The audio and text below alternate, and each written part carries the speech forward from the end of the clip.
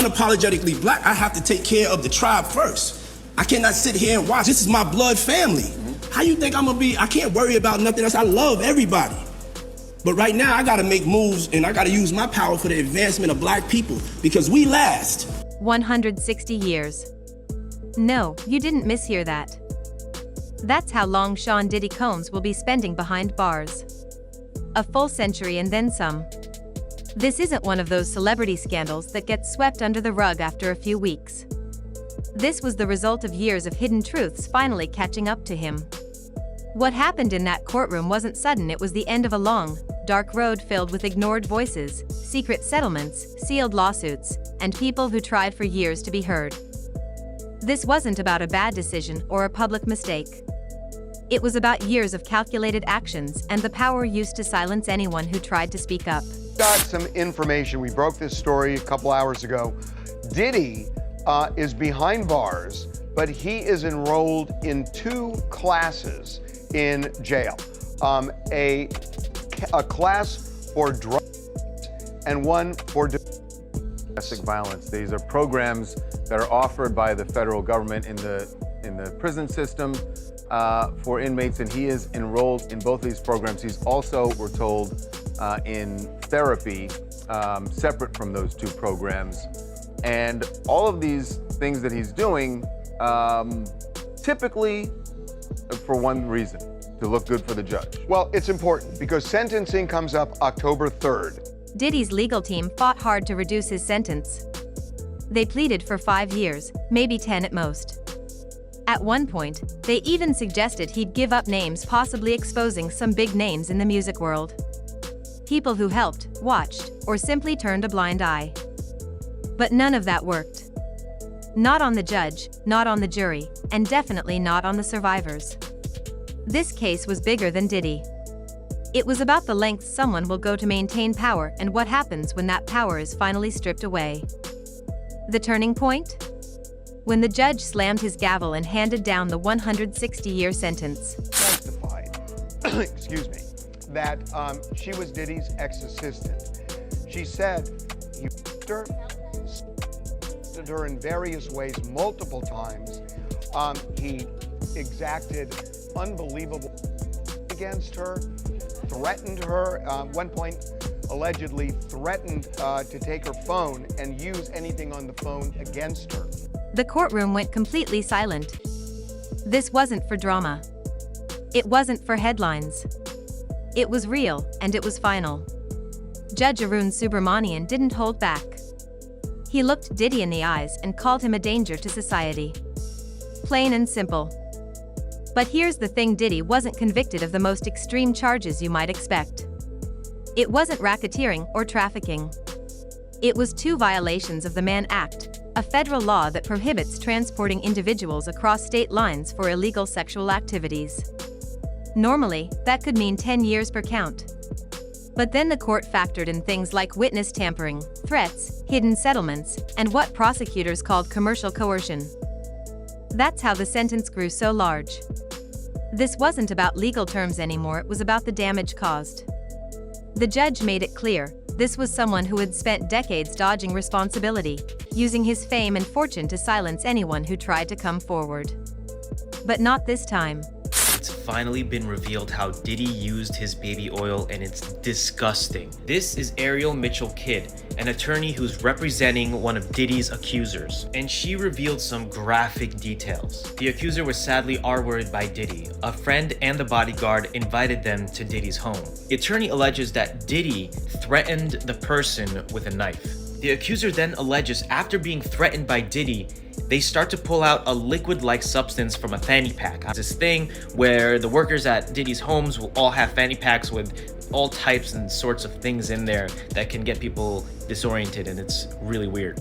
Let's back up for a moment and talk about what nearly saved him. Diddy's lawyers didn't walk into that courtroom expecting a life-ending sentence. They pushed hard for a deal behind the scenes, 5 to 10 years, tops. They argued that his past was messy, but his present life didn't reflect that anymore. They painted him as someone who made mistakes but didn't deserve to be buried alive by the system. Then came the whispers. Rumors swirled that Diddy might cooperate. That he might start naming names: music executives, security guards, maybe even fellow artists. People who had either helped or stayed silent.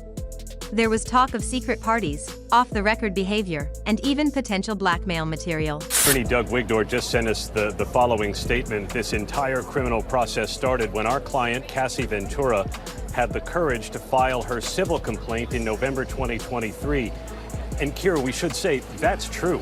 The criminal investigation is largely based on the statements in Cassie Ventura's lawsuit, and intensified, of course, once video from the 2016 hotel security camera became public.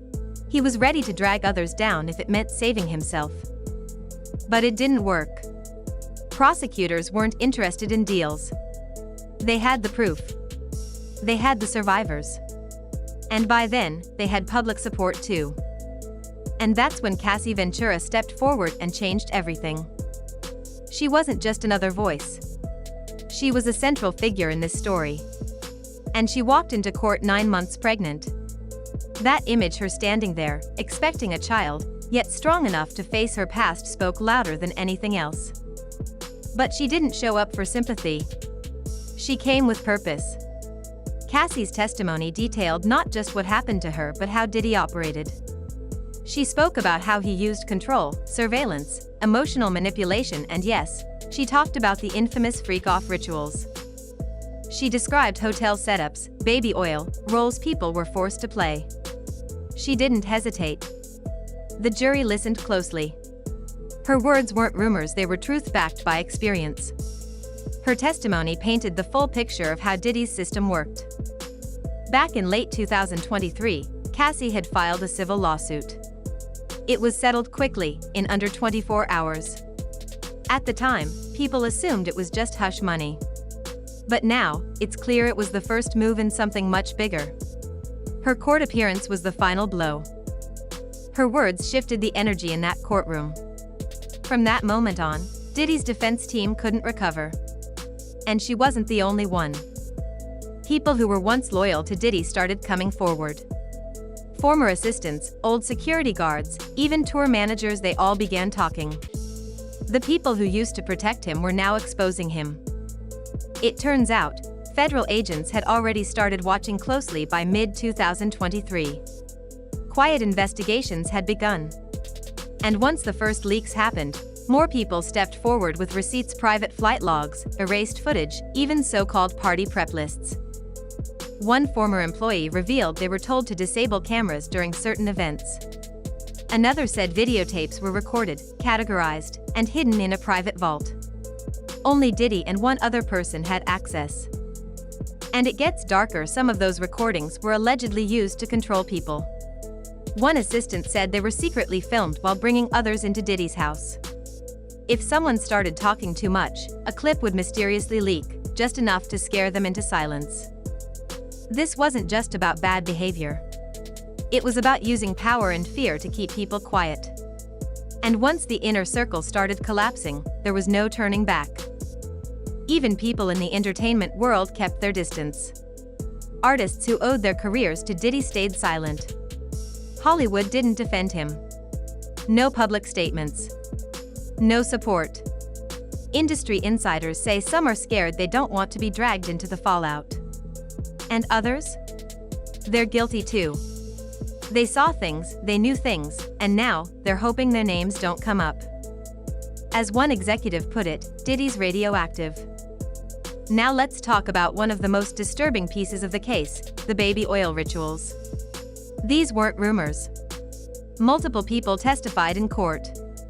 They described being forced to strip, covered in baby oil, and placed in humiliating positions. This wasn't for fun, it was to break them down emotionally.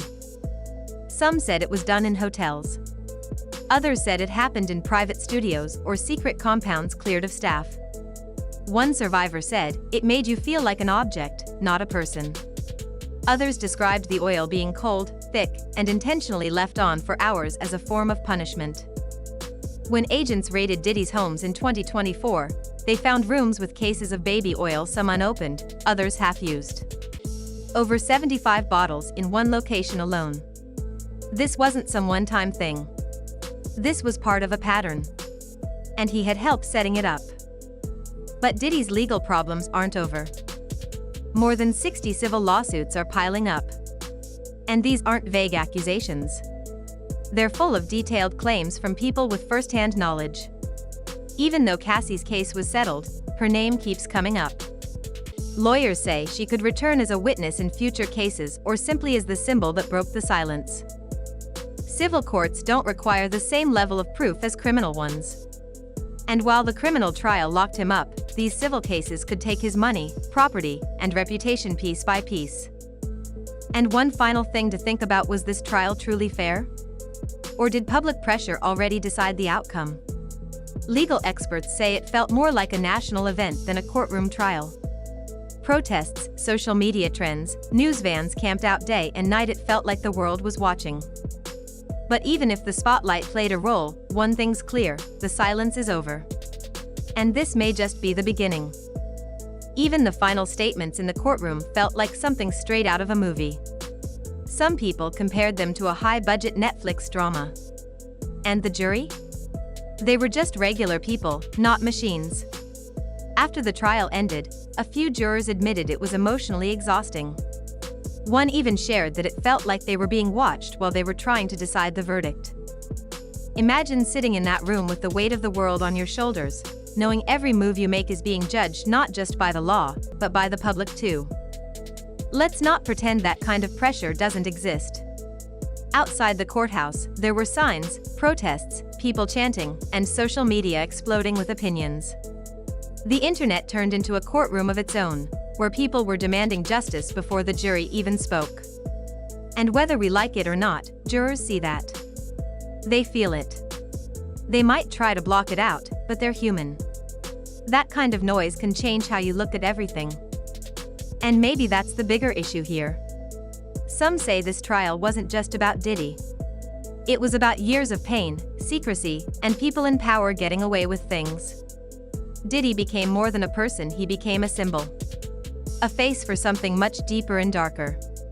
So when that jury sat down to decide, maybe they weren't just deciding his fate. Maybe they were carrying the weight of everything people had tried to ignore for decades. Now here's a real question: was this a fair fight? Think about it. Diddy didn't build his career or his empire by himself. And he didn't keep all those secrets buried alone either. There were people helping, watching, staying silent, maybe even participating. So if he's finally being held accountable, how many others are sitting somewhere quietly hoping no one says their name? You've got to ask yourself, is 160 years justice? Or was it a message? Was it meant to punish him, or to set an example for others? Was this about doing what's right, or showing the world that no matter how famous or rich you are, you're not untouchable? And let's be real, this might just be the beginning. If everything we've heard is true, there are more names out there. More secrets. More people who thought they'd never get exposed. If Diddy's fall is the first domino, who's going to be the next to fall?